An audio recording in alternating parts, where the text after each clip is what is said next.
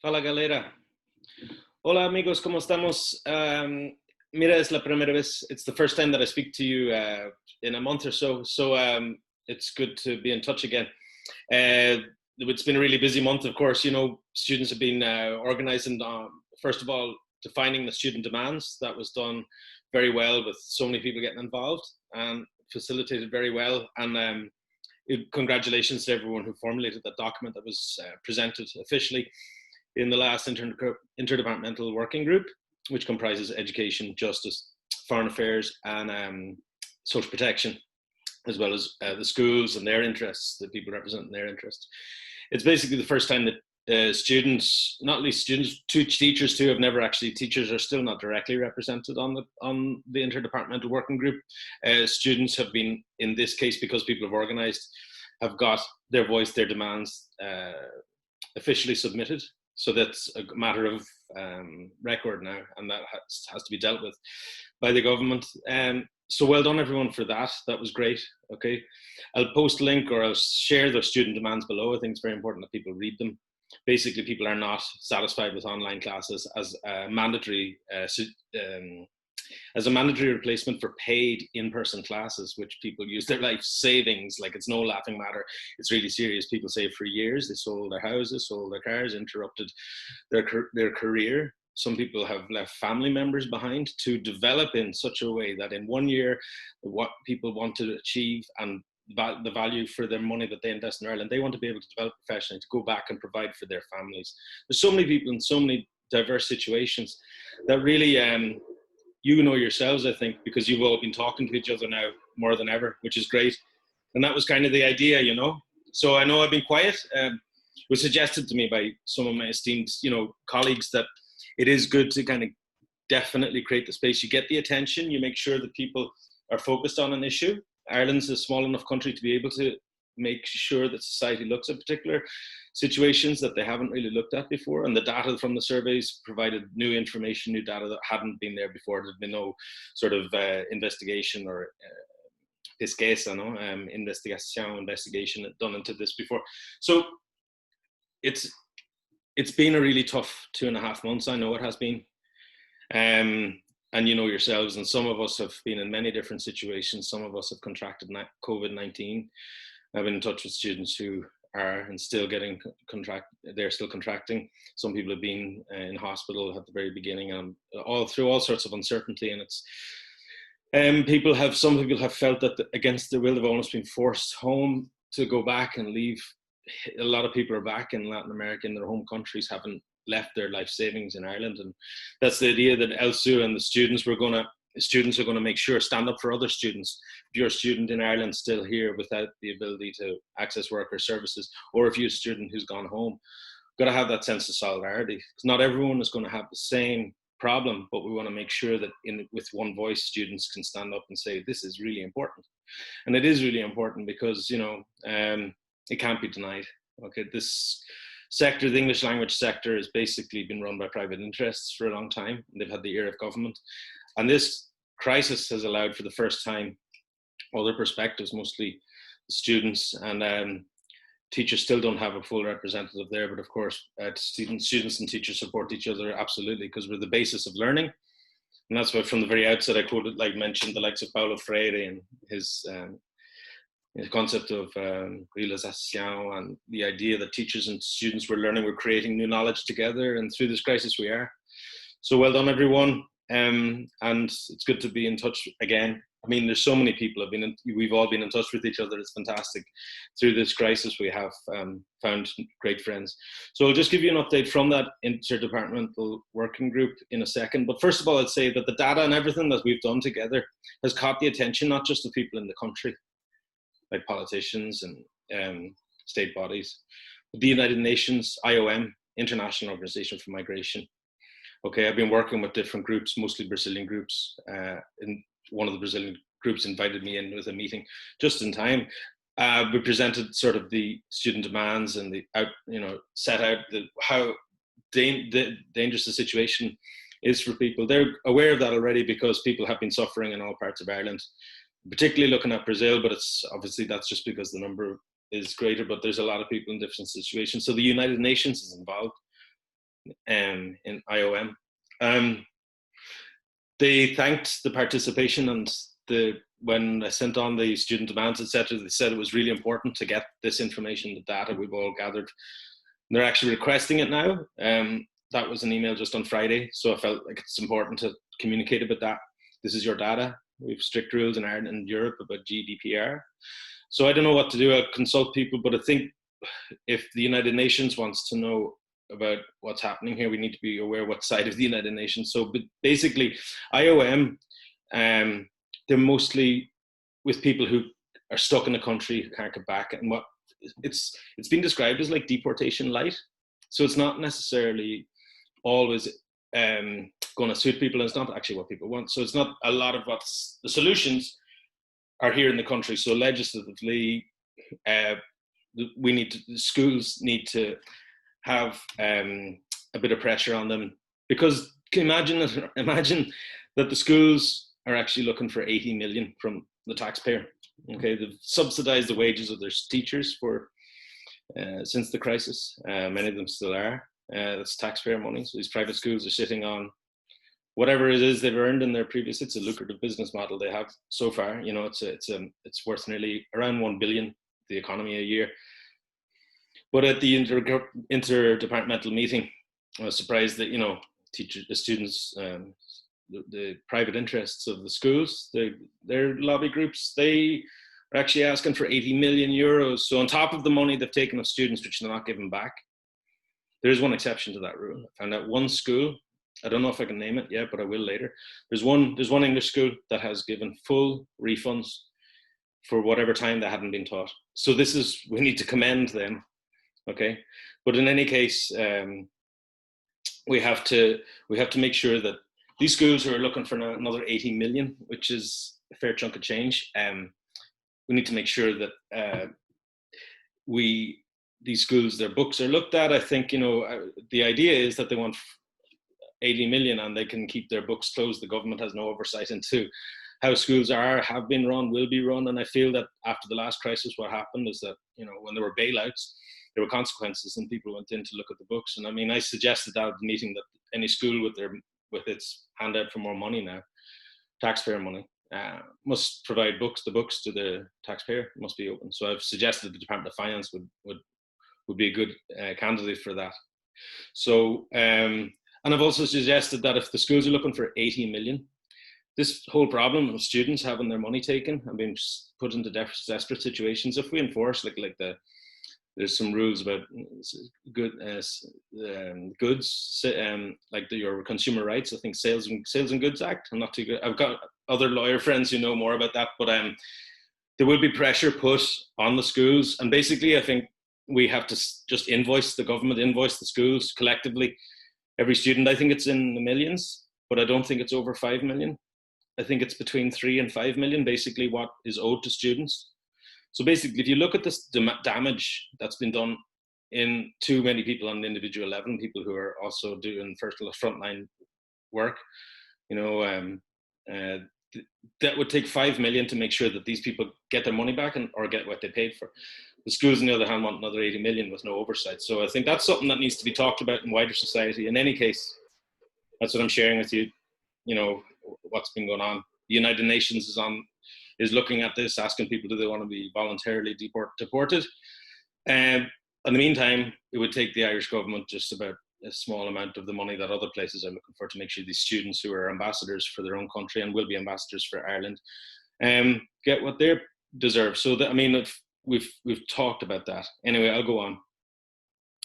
By pure chance, I took a walk in Phoenix Park the following day and bumped into Leo Varadkar. He was jogging, kept a safe 2-meter distance, had a wee chat. He basically, he said he hadn't been aware of the English language students. So I said, no problem, I know he's busy, who's the best person? And I got the contact. So we've been in communication about your situation, not just with the ministers, but also directly with Leo, which is good because we need to make sure that these things aren't pushed to the side. Because since Minister Flanagan's announcement in mid-May, there's, I think, efforts to sort of bully students into paying again for renewals when they've already paid lots. Something about, you know, haven't mandatory 15 hours a week. Now there's people who have frontline jobs, nurses and cleaners. I've spoken to them, and they said they've had to give up their jobs, or because they don't want to jeopardize their legal status, which is unbelievable. So basically, it's not working yet. The government's been told it's not working, so they cannot treat this like a fait accompli. The process of negotiation and consultation has only begun, and that began with the student demands. Well done, everyone. We're going to keep on pushing. So that's the case with there. Now the government have sent some other updates after the meeting. We're still waiting on the minutes of that meeting, which I should send on to you, which are the actas, the actas of the meeting.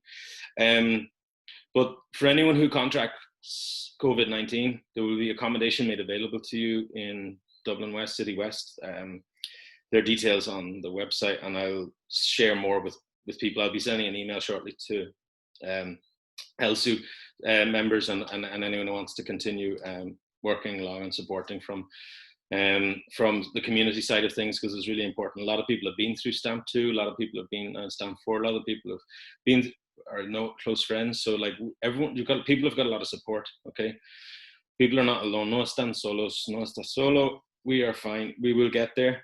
It's difficult, I know. So there will be a place for people with COVID-19 to self-isolate at last. So that's something. So as I said, it was suggested maybe that it was better, because we started the conversation by a survey and a YouTube video, and the idea was to create more space, allow people, and particularly students, take the front stage of this. So I've been quiet, of course, and I've been in touch with different people in different groups around the country, and it's but I haven't been able to respond to everyone. But like, that's because people are now delegating and people are taking responsibility, which is the idea. So that's great. But I went back to the data. We've been working on that, and and I suppose I wanted to come back with things I've mentioned before, but maybe not expanded upon. So the idea is of a union, okay, ELSU, of a union, which is a students' union, but it's also a union for students who work. Okay, so it's a student for working students. Okay, it's a union for. Now, people have said to me who have experience, and very valid experience, of working in unions and on shop floors, factory floors, but people coming together and how they come together and with the intention of forming. Now, this happened in a pandemic, and it happened when people were supposed to self-isolate. But technology is in a place where it has allowed us to connect, both, multilaterally, bilaterally, and it's been an amazing process. I suppose, coming back, what I'd mentioned about ELSU being based on the values of Paulo Freire, and also of Mother Jones, great Irish woman, Cork woman, who went to America and protected workers at the crucial time during their industrial revolution, stopped child slavery, stopped exploitation in all parts of the country. An amazing woman. Even went to Mexico after the revolution. She was consulted by the leaders there. They offered actually her a big tract of land to her in Mexico to stay and give advice for the future Mexican Republic, etc. And she refused, because she said, she didn't want any reward. She suffered the yellow fever in Tennessee. She lost her father. She lost her husband, and she lost her son, her children. She had to mourn alone for those days. She was quarantined. Mother Jones started in the quarantine. Mother Jones and all the movements she created started in the quarantine. She went back to Chicago. With whatever she had left, she opened, I think it's a seamstress's shop to sew clothes. The Great Fire of Chicago happened, and she was one of the first people to organize how survivors and bodies could be removed from the city of Chicago during that Great Fire. So it was from there, basically. Mother Jones is a great daughter of Ireland who transformed the United States. And when I worked in union organization in the States, it was mostly in California, Southern California, between Riverside and Orange County, but particularly Riverside, which extends, right out to Indio and Coachella, where Cesar Chavez and Dolores, what's her second name again? Sorry. They have founded the United Fruit Workers, and they have organized people together. Now, I was back in that area working, people who have a great tradition, union activists who I was working with, but I was there in the capacity of a representative for UDW, who United Domestic Workers. Now, particularly in that area, there's a lot of people who can't go to the hospital because health is so expensive in the United States. So you have carers in the home. Now, if you're a carer in the home, you can't go out to protest for your rights. You can't leave somebody because you're responsible for their life. So this is a very dynamic union, and I was brought there under the guise of Working America, which is sort of the electoral and also boots on the ground organizational side of AFL-CIO, which is the largest union in the United States, very old as well, very important. And they use data and they use technology in a way that allowed people to connect even if they were stuck at home, and making sure their voices were heard, because they're so crucial and critical, as you are, to the economy and to the society. So I've learned models and I've seen how this can be done. Now people say, how can you have a union if you haven't met each other? The idea is that we're always much stronger when people are working together for each other's rights. And that's basically an unspoken truth. It's understood all across, particularly even the United States, less so in Ireland. In the United States, you have people who vote for Trump and you have people who vote for Bernie who are proud union activists. It's not maybe as it is seen in other parts of the world where it's more divisive between left and right in union activism, and particularly in Latin America and to some extent in other countries too. But over there, it's basically seen that you're always much stronger when you've got each other's backs. And that's the idea, is that this UDW that I was working for, they successfully negotiated on principle, was accepted by the government in Sacramento. The $15 minimum wage was appropriate and was adequate and had to be something that was worked and planned for, and they succeeded. This one union, UDW, this was later adopted for others and a model for the state of California, and later adopted as a model for the platform of Bernie Sanders and his candidacy for Democratic. But I think it's basically accepted on the Democratic side and beyond, that $15 is what you need to make in order to work and live in the United States, etc. So this was the union that achieved that and built that. And that's the idea, that connecting together and how we share information, how we talk to each other. Don't let languages, don't let previous experiences frustrate our ability to learn together. Students and teachers and community workers and people who care, who have heart, and who care and who will. So basically that's the idea behind the ELSU. I'll be sending an email, please follow. There'll be some links, if you could please like, follow and share, and also just those people who are also in your situation, who have sympathy for your situation, make sure they're aware of it. There's a protest on Monday, an online protest starting. I think, that's a really important thing. Some people have done some great work. Well done. Mostly students, and as well, other colleagues have been helping, and it's fantastic. So we're all working together. I'm always around there, but of course, it's about students helping themselves and organizing themselves, and that's happening already.